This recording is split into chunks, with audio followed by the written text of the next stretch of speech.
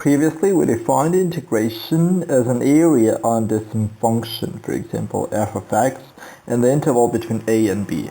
And we are going to evaluate this by splitting this area into the many rectangles. So we are going to split this into the n rectangles, where the interval between a and b is going to be split into the n rectangles with the equal width. It's going to be a delta x. The width of each rectangle is equal to the b minus a divided to the n. So basically the width of each rectangle is delta x, and the height of this rectangle is going to be found by just choosing some sample point, for example x1, right? So the x1 is obtained by just adding the delta x to the a.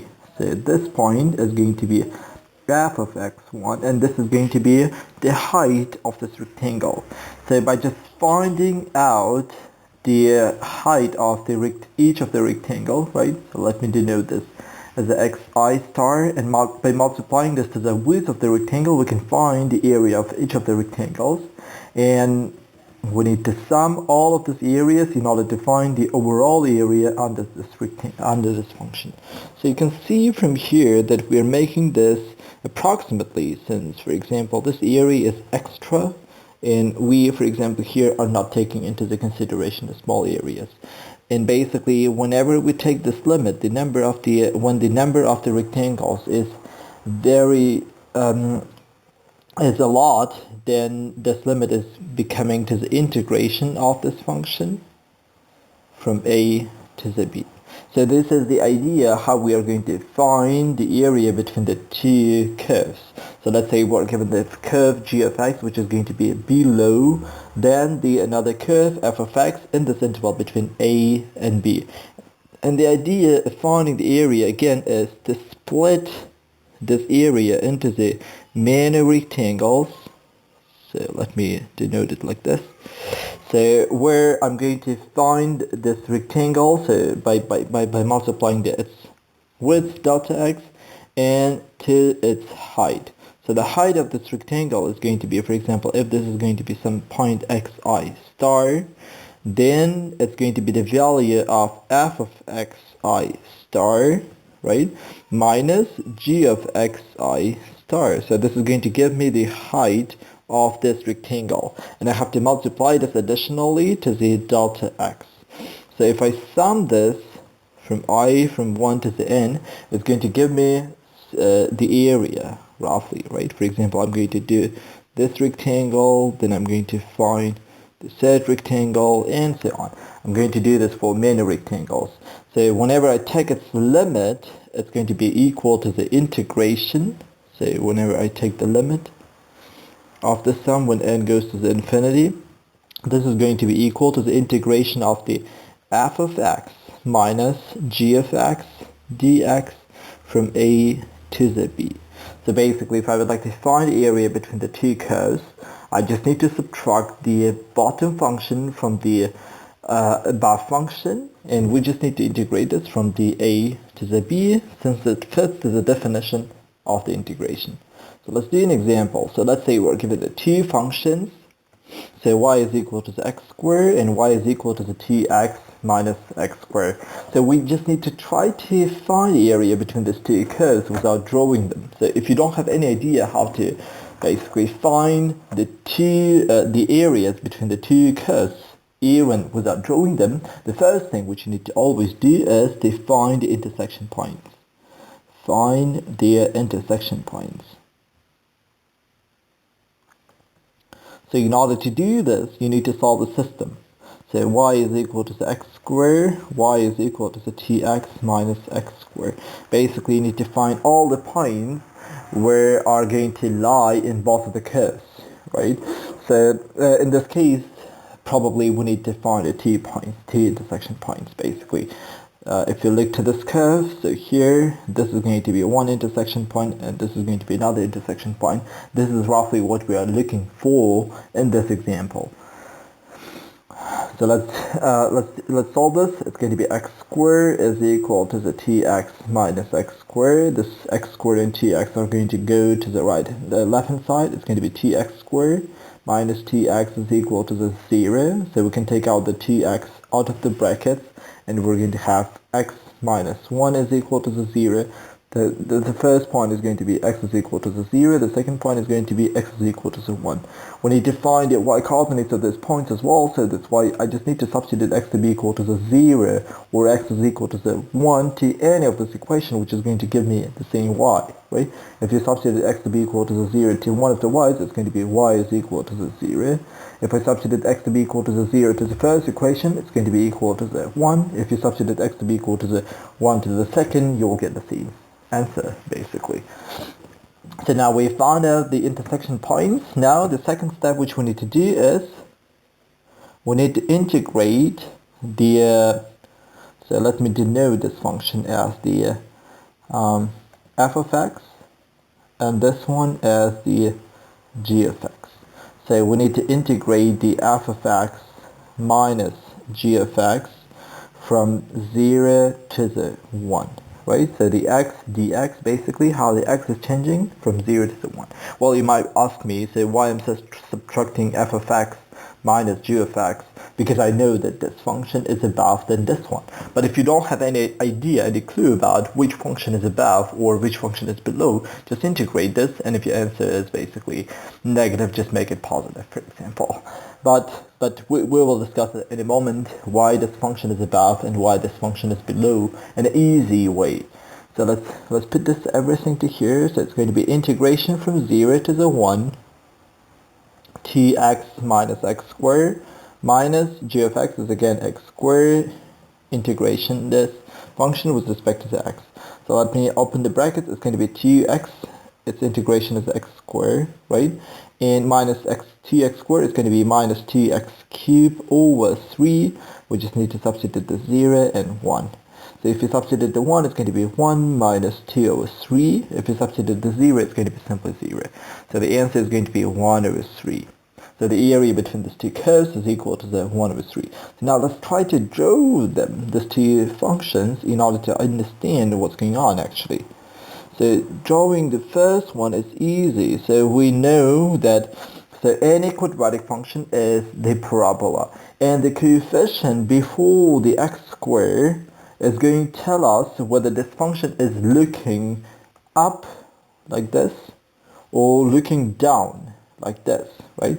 If the coefficient before the x squared is negative, for example, then it's looking down, and if the coefficient before the x squared is positive, then it's it's looking up like this. So it's called concave upward. This is called a concave downward.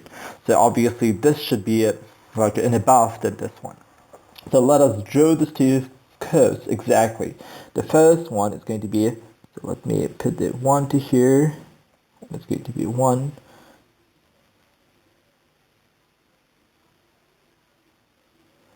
So first of all, I'm going to draw the y is equal to the x square curve. It's going to be roughly like this, x squared. So now we need to try to draw the y is equal to the 2x minus x squared, right? So in order to do this, I'm going to basically rewrite this in a slightly different form. It's going to be, let me take out the minus from the brackets. It's going to be x squared minus 2x, right? So first of all, I have to make it complete square. So in order to make it complete square, I just need to add the 1 and subtract the 1 so that nothing changes. Okay, so this part is going to be complete square. It's going to be minus x minus 1 in the square, because if you just open up the brackets x minus 1 in the square, you are going to get exactly x squared minus 2x plus 1. And this minus 1 with this minus 1 becomes plus 1. It means that this should be parabola y is equal to x minus 1 in the square plus 1. It means that this is the parabola at the vertex at the point 1 and 1. So this is going to be the vertex of the second parabola. It should obviously look down, concave downward, because the coefficient before the x squared is negative, right? And yeah, well, so it's going to be looking roughly like this. Okay, so what we wanted to do, actually, we wanted to find the area between these two curves, right? So we have integrated from 0 to the 1, where we have subtracted x squared from the 2x minus x squared, right? We subtracted the x squared from the 2x minus x squared, and we have integrated this from 0 to the 1. It gave us 1 over 3. So this area is equal to the 1 over 3. So what we can try, so the perfect way would be you draw these two curves and try to figure out which areas you need to find. But even if you cannot do this, cannot draw the functions, you should try to do this in these two steps. Find intersection points, then try to subtract one function from the other one if you have the two intersection points. So let's try to do a bit more complicated one. So let's say we are going to find the area between the so bounded by these two or four functions basically. So let us draw them first of all. So we're given the sine of x and the cosine of x. We just need to find the area bounded by these two curves in this interval between x is equal to the 0 and x is equal to the pi over 4. So let me do this as the, let's say here is I've got a pi over 4 and here I've got pi over 2. So we know that the sine at the 0 starts from 0 and at the pi over 2 it's going to be 1. So this is going to be sine, then it goes down actually, right? So this is the function of the sine, then it goes down after pi over 2. And the function of the cosine looks like opposite. It starts from the 1 when x is equal to the 0, then it goes down to the 0 at the pi over 2. Okay, so we are given another two functions, x is equal to the 2, this x is equal to the 0, this curve, and x is equal to the pi over 2, this one as well. So the region bounded by these two curves actually, this area and this area. So we are going to just find this. So this is going to be the integration of, so the above, so we're going to split this into the two parts, from 0 until pi over 4, and from pi over 4 until pi over 2. So which curve is above and which one is below? So let me denote this. This is the sine of x, and the blue one is here, which is going to go down. It's going to be cosine of x. So the cosine of x is above cosine of x minus sine of x here. So we have to add this additionally. So in this region, sine of x is above. It's going to be sine of x minus cosine of x dx dx. We just need to integrate them. So let's integrate. It's going to be the integration of the cosine. Antiderivative of the cosine is going to be sine of x, and antiderivative of the sine is going to be minus cosine. It's going to be plus cosine of x. We just need to evaluate this at the 0 and pi over 4, plus the integration antiderivative of the sine is minus cosine of x, and antiderivative of the cosine is going to be minus sine of x. We'll have to evaluate this at the pi over 4 and pi over 2. So let's put all the values. So if you substitute the pi over 4, it's going to be square root of 2 over 2 plus square root of 2 over 2. Now we have to substitute the 0. It's going to be minus sine of 0, which is 0, minus cosine of 0, which is 1. So plus additionally, we have to substitute pi over 2 and pi over 2 to here. It's going to be minus cosine of pi over 2, which is equal to the 0, obviously. So minus sine of pi over 2 is equal to the 1. So minus, now we have to substitute the square root of, it's cosine and sine at the pi over 4, it's going to be square root of 2 over 2. Was the minus here, sorry. Minus square root of 2 over 2. Right? So we just need to put everything together. It's going to be a square root of 2 simply, right? So minus 1, then I've got minus 1 here, then this, all the minuses becoming simply plus. It's going to be plus square root of 2. So it's going to be 2 square root of 2 minus 2 actually.